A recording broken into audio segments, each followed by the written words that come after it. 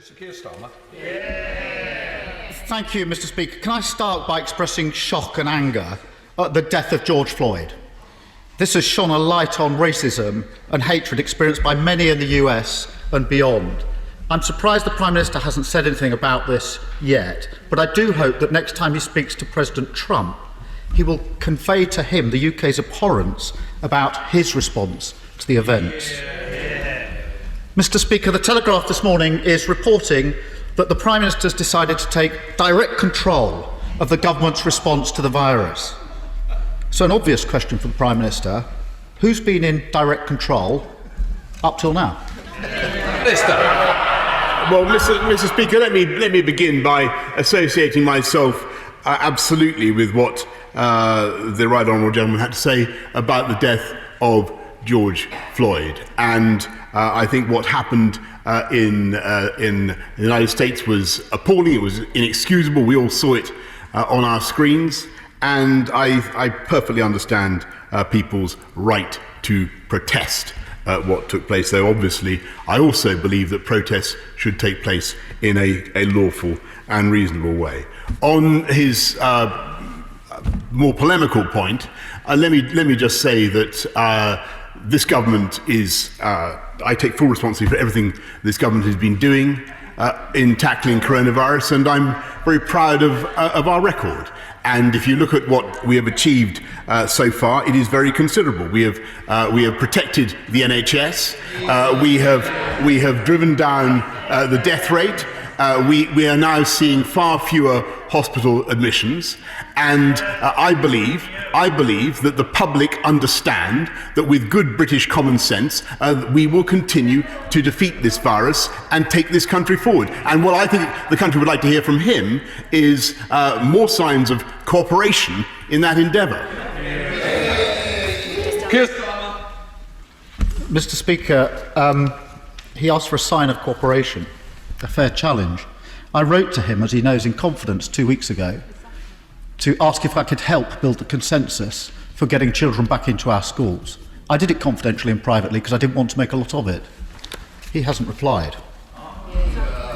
Mr. Speaker, this is a critical week in our response to COVID-19. Whereas lockdown and stay at home were relatively easy messages, easing restrictions involves very difficult judgment calls. So this is the week of all weeks where public trust and confidence in the government needed to be at its highest. But as the director of the Reuters Institute, which commissioned a YouGov poll this weekend, said, I have never, in 10 years of research, seen a drop in trust like we've seen for the UK government. How worried is the Prime Minister about this loss of trust? Prime Minister. I'm surprised he should take that tone, Mr. Speaker, since I took the trouble to ring him up, and we had a long conversation in which I briefed the Right Honourable Gentleman about all the steps that we were taking. He didn't offer any dissent at that stage, I may say, Mr. Speaker. He thoroughly endorsed our approach, and I believe that he should continue to endorse it today. I think that he's on better ground and firmer ground when he stands with the overwhelming majority of the British people who understand the very, very difficult circumstances that we are in, and who want clarity across the political spectrum, but who believe that we can move forward, provided we continue to observe the basic rules on social distancing, on washing our hands, and on making sure that when we have symptoms, we take a test and we isolate. And I think everybody understands that. That's why the incidence of this disease is coming down. And I think his attempts to distract the public from that have not been successful, because they continue to pay attention to our guidance. Mr. Speaker, the Prime Minister challenges me on the offer I made to him. This was a confidential letter. I think the best thing I can do is put it in the public domain, and the public can decide for themselves how constructive we're being. Mr. Speaker, 2 weeks ago today at the dispatch box, the Prime Minister promised that we will have a test, track and trace operation that will be world-beating. And yes, it will be in place by the 1st of June. but it isn't. And a critical element, the ability of local authorities to respond to local spikes is missing. As one council leader put it to us, we're weeks away from having this fully up and running. We simply weren't given enough warning. The Prime Minister mutters it's not true. Dido Harding, the Prime Minister's own chair of the track and trace system, has said that this element will not be ready until the end of June.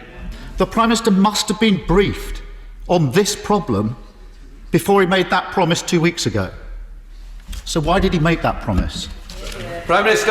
Mr. Speaker, I'm afraid he's casting aspersions on the efforts of tens of thousands of people who have set up a test, track and trace system in this country from a standing start. We now have 40,000 people engaged in this. Every person, thousands of people are being tested, as he knows, every day. Every person who tests positive in this country in the track and trace system is contacted. Then thousands of their contacts are themselves contacted, people they've been in contact with. And I can tell the House, at the moment, as a result of our test, track and trace system, which was up and running on the 1st of June, as I said, Mr. Speaker, contrary to what he said, which was up and running, as a result of their efforts, thousands of people are now following our guidance, following the law, and self-isolating to stop the spread of the disease.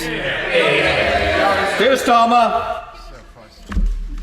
Mr. Speaker, I welcome that news from the Prime Minister. He didn't put a number on those that have been traced. But as he knows, the number of people testing positive for COVID-19 every day is only a fraction of those actually infected every day. According to the ONS, the number actually infected every day is between 7,000 and 9,000. Assuming up to 5 contacts need to be traced for every infected person, the system probably needs to reach 45,000 people a day. So there's a long way to go. And I'm sure if it is 45,000 a day, the Prime Minister will confirm that in just a minute. But the problem when the Prime Minister used statistics is that the Statistics Authority have had concerns on more than one occasion. Yesterday, in a strongly worded letter to the Health Secretary, the chair of the UK Statistics Authority said that the statistics still fall well short of expectations. He went on to say, "It is not surprising that given their inadequacy, data on testing are so widely criticised and so often mistrusted." Can the Prime Minister see how damaging this is to public trust and confidence in his government? I must say to the Right Honourable Gentleman, I really do not see the purpose of his endless attacks on public trust and confidence, when what we are trying to do, and I think what the public want to hear from politicians across all parties, is our clear messages about how to defeat this virus. Test and trace is a vital tool in our armoury, and contrary to what he says, actually, we did by the end of May get up to 100,000 tests a day. And we got up to 200,000 by the beginning of this month, and that was an astonishing achievement, not by government but by tens of thousands of people working to support government. And I think he should pay tribute to them and what they've achieved. Keir Starmer. Mr. Speaker, the Prime Minister is confusing scrutiny for attacks. I have supported the government openly, and I've taken criticism for it, but boy, he makes it difficult to support this government over the last 2 weeks. Mr. Speaker, another critical issue on trust and confidence is transparency about decision-making. On the 10th of May, the Prime Minister said, on the question of lifting restrictions, if the alert level won't allow it, we will simply wait and go on until we've got it right. At the time when he said that, the alert level was 4, and the R rate was between 0.5 and 0.9. We're now 3 weeks on. Some restrictions have been lifted. So can the Prime Minister tell us what's the alert level now and what's the R rate now? Prime Minister. But he knows perfectly well that the alert level does allow it, and indeed he didn't raise that issue with me when we had a conversation on the telephone, and he knows the reason we've been able to make the progress that we have is that the 5 tests have been fulfilled. So yes, the alert level remains at 4, but as Sage will confirm we've managed to protect the NHS. We've got the rate of deaths down. We've got the rate of infection down. The PPE crisis, the difficulties in care homes, the question of the R, they have been addressed. And I think the question for him, Mr. Speaker, is whether he actually supports the progress we're making. Because at the weekend he was backing it. Now he's doing a U-turn. Now he seems to be against the steps that this country is taking. Keir Starmer. I've supported the government in the gradual easing of restrictions. That is why I wrote to the Prime Minister 2 weeks ago, because I could see the problem with schools, and I thought it needed leadership and consensus, and I privately offered to do what I could to build that consensus. That's the offer that wasn't taken up. Mr. Speaker, can I finally turn to the question of Parliament? Mr. Speaker, I know you feel very strongly about this. The scenes yesterday of MPs queuing to vote and members being unable to vote were frankly shameful. This should not be a political issue.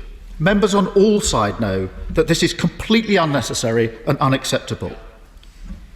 If any other employer behaved like this, it would be a clear and obvious case of indirect discrimination under the Equalities Act.